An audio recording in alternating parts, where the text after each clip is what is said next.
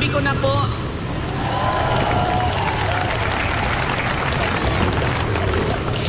unahin ko po muna ang mga naririnig ko at narinig ko rin na nasabi ng miyembro ng Kingdom of Jesus Christ na sala maguditanan ni Inday Sara. Nidagan pa siya presidente, dili na magkalisod-lisod ani.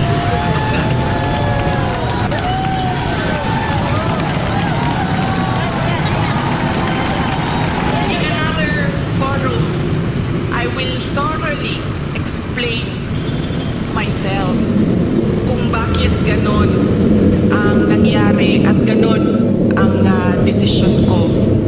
Pero sa ngayon, hinihingi ko lang ang patawad ninyo na nagkamali ako.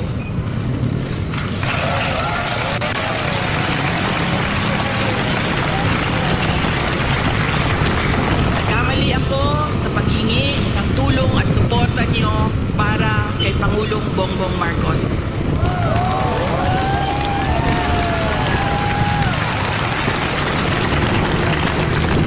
I was on the mistaken belief that we were together on the platform of unity and continuity. Nagkamali ako, kaya hinihingi ko ang patawad ninyo.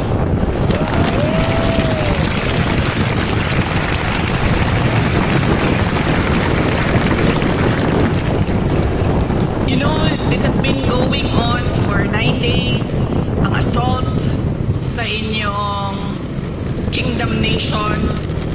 At I could not come earlier dahil meron ding atake sa opisina ng pangalawang Pangulo. At hindi ko maiwanan ang aking mga kasamahan doon sa Office of the Vice President. But always remember na wala man ako lagi sa mga masasayang araw ninyo, pero nandito ako lagi sa inyong kalungkutan. I will always be with you in your darkness. Bago ako pumunta dito, doon sa Manila, sinabihan ako, huwag kang lumapit sa KOJC dahil talo ka dyan. Kalaban mo administrasyon, kalaban mo dayuhan na superpower. Sabi ko sa taong nagsabi sa akin noon, walang contest, hindi ako matatalo. Walang kompetisyon. Bakit ako matatalo? They may be a minority.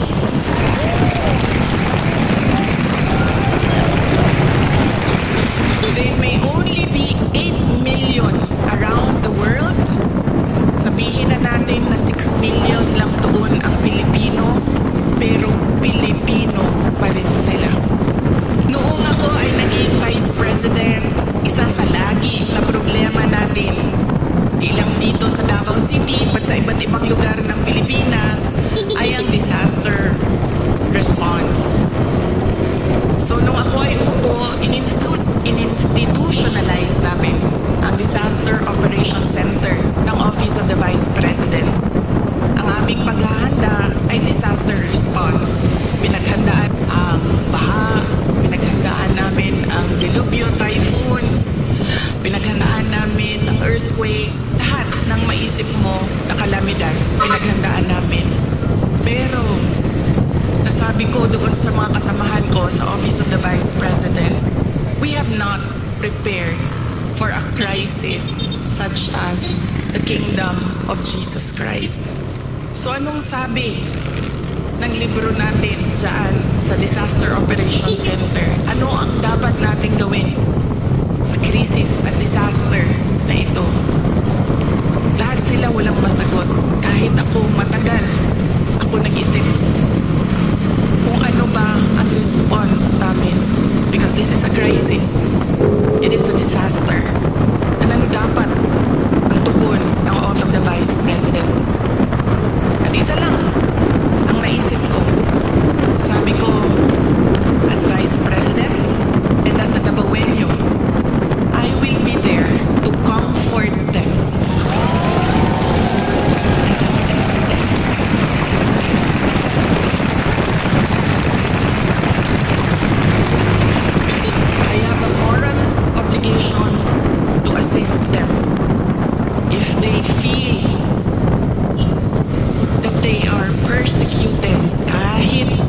konti lang sila. Trabaho ko yan bilang pangalawang Pangulo.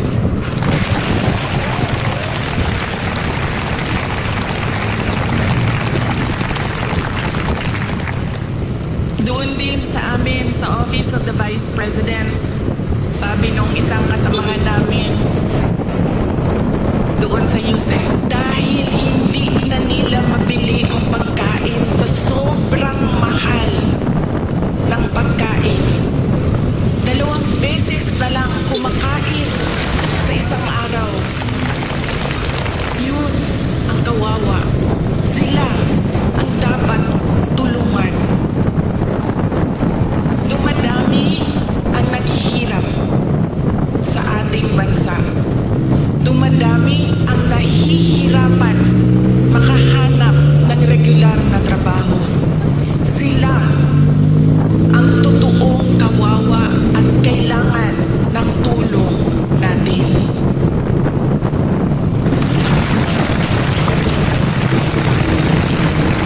Ilang beses sa pag-atake sa akin, paulit-ulit ko sinabi, magtrabaho muna tayo.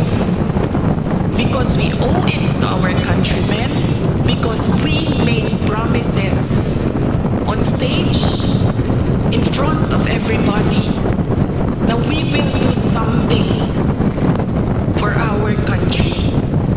Paulit-ulit yan noong isang taon. Hanggang ngayon, sinasabi ko, magtrabaho muna tayo. Mas maraming nangangailangan ng tulong kaysa mas interesado sa politika.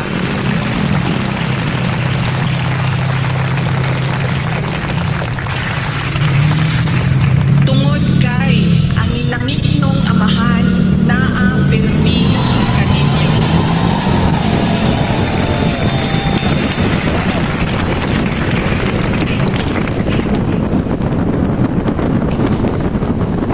Noong isang araw, kausap ko yung SMNI President. Sabi ko sa kanya, Sir, bigyan mo ako ng update sa mga tao. Sabi niya sa akin, 3,000 kapulis, 4,000 kapulis, 5,000 kapulis, ilang ipadala din ni sa Kingdom Nation. Nalisang na ang mga tao. Nangahadlok na sila. And then I said, mali nga malisang, mali nga mahadlok. Kay bao mo nga no, gipadalahan mo og 5,000 kapulis na inyong istoryahon, na inyong ipasabot na unsa na ang atong nasod, asa na ang rule of law.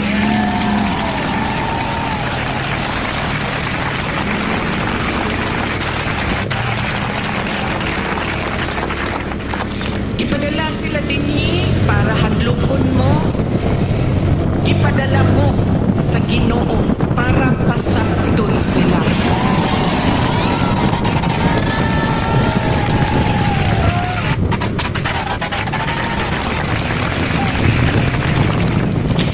If they come from a place of violence, the Kingdom Nation is the expert on peace. Kay bao mo anak. Dabaweños are peace-loving Filipinos. And in fact, dili lang Dabaweños, because the Kingdom Nation citizens can be found all over the country and around the world.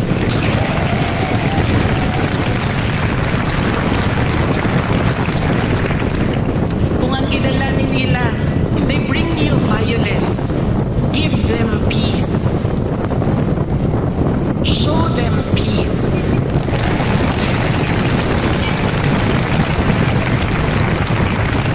Make them understand that this is not about me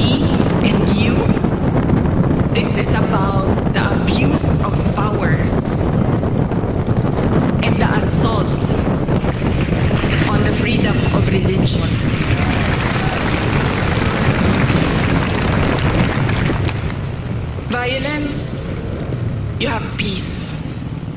Bullets and tear gas, what do you have? You have the words of the Almighty God.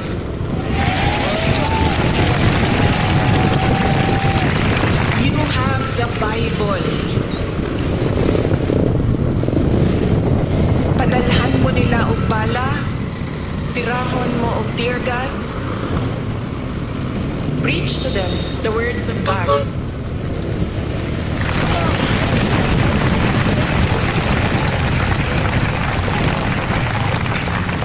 Pangtulo, if they come from the evils of Satan, what do you have?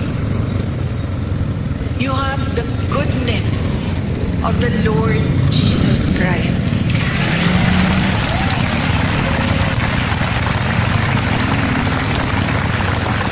And always remember, kahit saan ka man pumunta, lahat nagsasabi, good triumphs over evil.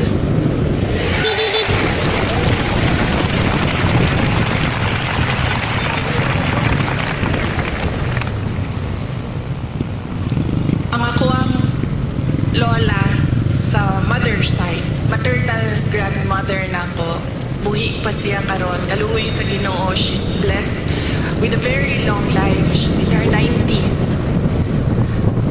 Lumad sila dinhi sa Davao del Sur o Davao City, sa Padada, Davao del Sur o diri sa Davao City. Ang iyahang trabaho is magmaligya o kaniadtong panahon, mga 1960s, 1970s, mamaligya o mga PX goods. Kanang mga murag ukay-ukay kung ginatawag nato karon. Onya, mamaligya o mga lain-lain klaseng dry goods. Nakaadto siya og baklaran na maligya siya o mga sandals nga mo ang ginabaligya kaniadto.